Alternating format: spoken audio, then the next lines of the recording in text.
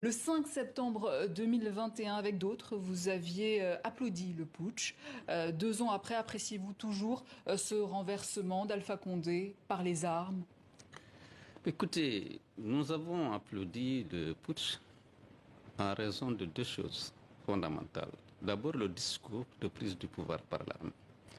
Dans ce discours, le colonel Doumbia s'engageait résolument à mettre fin au dysfonctionnement des institutions, à l'instrumentalisation de la justice et au piétinement des droits et libertés des citoyens. Engagement non tenu. Engagement non tenu, bien entendu. Et il avait juré de faire de la justice et du droit les boussoles de l'action publique pendant la transition. Il avait dénoncé la corruption, le tribalisme, et il s'était engagé à mettre fin à tous ces fléaux. Malheureusement, 2 ans après, on se rend compte que ce discours n'a pas été respecté, ces engagements n'ont pas été respectés. Ils ont quand même mis en place le CRIEF, la Cour de répression des infractions économiques et financières. Oui, bien entendu, une juridiction d'exception a été mise en place par un régime d'exception, mais on a vu que c'était une instrumentalisation encore de la justice pour se débarrasser des leaders politiques et pour mettre en prison des acteurs de la société civile qui n'étaient pas d'accord avec lui sur la manière de conduire la transition. Et on a vu aussi que cet anniversaire a été entaché d'une manifestation réprimée qui a fait 4 morts. Oui, bon, disons que sur le plan de ses engagements, notamment de respecter la charte, et qui reconduisait les dispositions de l'ancienne constitution relatives notamment aux libertés fondamentales et aux droits humains.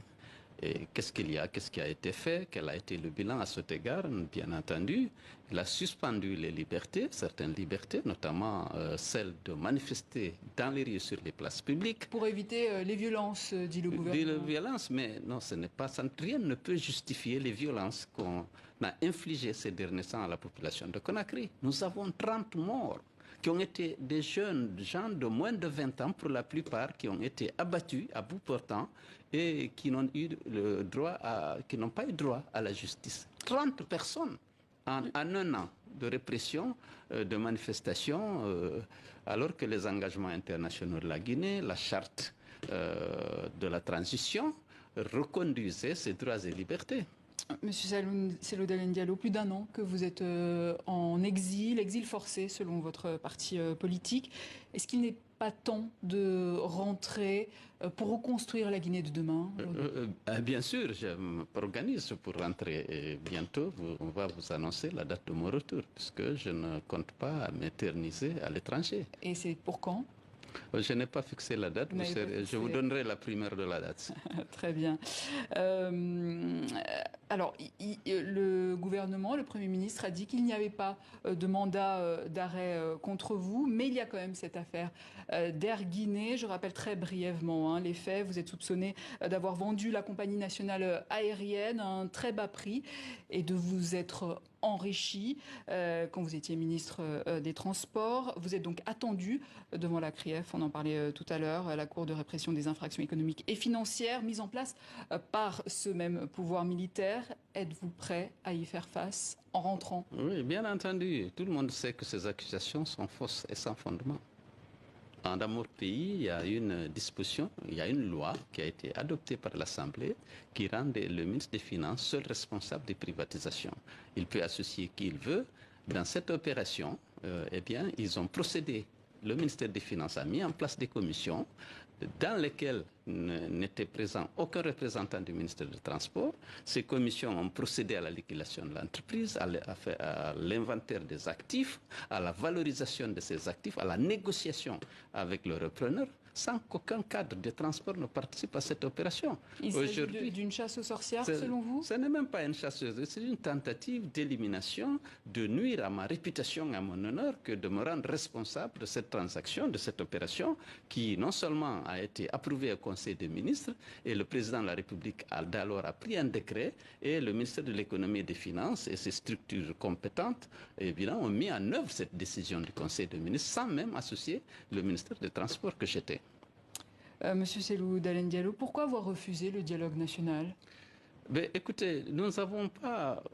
Le dialogue politique suppose qu'il y a un ordre du jour, suppose qu'il y a des délégations de partis dans une salle raisonnable. C'est pas, nous n'avons pas voulu participer aux grandes messes qui rassemblent des centaines de personnes et qui, pour la plupart, n'ont jamais participé à des élections, parce que pour nous, le dialogue politique pendant la transition, c'est de définir les conditions d'organisation des élections, parce que on doit considérer comme une priorité l'organisation des élections et la mise en place d'institutions légitimes. Seules celles-là sont compétentes et ont la légitimité d'engager les réformes pour s'adresser aux fléaux qui minent le fonctionnement de notre société et de nos... Et vos recommandations n'ont pas été prises en compte? Nos recommandations n'étaient pas, dès lors que nous étions d'abord poursuivis, sans aucune base, de manière fantaisiste, pour nuire à notre réputation et à notre honneur, nous avons souhaité aller au dialogue avec toute la liberté et toute la dignité que requiert l'importance de ce dialogue.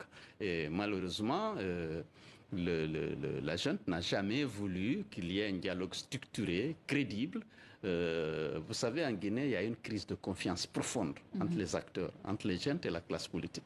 Nous avons souhaité que ce dialogue soit présidé par la CEDEAO et que le G5 guinéen soit présent pour procéder aux arbitrages nécessaires, pour rappeler les bonnes pratiques et pour faire la bonne interprétation des lois et des engagements internationaux de la Guinée. La junte a dit qu'il faut que le ministère de l'administration organise les élections. Nous avons dit qu'il faut un organe de gestion des élections. Nous avons un fichier consensuel. Au lieu de demander un recensement général de la population, un recensement administratif à caractère d'état civil, faisons une révision classique du fichier existant qui était consensuel. Est-ce que vous-même, vous êtes en contact avec le président Doumbouya? Non, pas du tout. Vous n'êtes pas en contact. La fin de la transition est prévue pour fin 2024, avec une présidentielle à la clé. Vous avez dit que vous allez bientôt rentrer au pays. Est-ce que vous serez candidat? Est-ce que c'est ça le but? Oui, il y a une procédure de désignation du candidat dans le parti. Je suis persuadé que mon parti va me désigner comme candidat de mon parti à cette élection. Pourtant, déjà, votre parti connaît des dissensions en interne à cause notamment de la non-tenue du congrès en 2020 pour renouveler vos instances. Ousmane Gawal Diallo, actuel ministre des Télécommunications et porte-parole du gouvernement, qui a été exclu de votre parti, désire vous succéder à la tête de l'UFDG. Que répondez-vous? Alors, on n'a pas organisé le congrès à bonne date. 2020, c'était la Covid. Oui. Il faut savoir que l'UFDG dispose de plus d'une 100 fédérations qui sont membres de ce congrès. Alors, il y a 50 à l'étranger, il y a 50 à l'intérieur du pays. Il faut faire venir les congressistes, les héberger, payer leurs frais de transport et organiser le congrès. En 2020, c'était vraiment, vous le savez, c'était 2019 et 2020, c'était le Covid. Et on n'a pas pu organiser le congrès. Et en 2020, il y a eu la crise politique suite à l'organisation de l'élection présidentielle, avec une répression sanglante qui s'est abattue sur nos militants. On a perdu 51 jeunes qui ont été abattus pendant les violences dites post-électorales. On n'a pas pu organiser le congrès. Après, c'est la junte qui arrive, mais aujourd'hui, nous sommes en train de préparer ce congrès et il aura bien lieu. Bien sûr, les postes sont réservés à ceux qui sont membres du parti, qui ont le droit de se présenter. Et qu'est-ce que vous répondez alors à Ousmane Gawal Diallo? Je n'ai pas de réponse à lui donner. Il est exclu du parti pour faute grave et il n'a pas à donner son avis par rapport à ce qui se passe à l'intérieur du parti.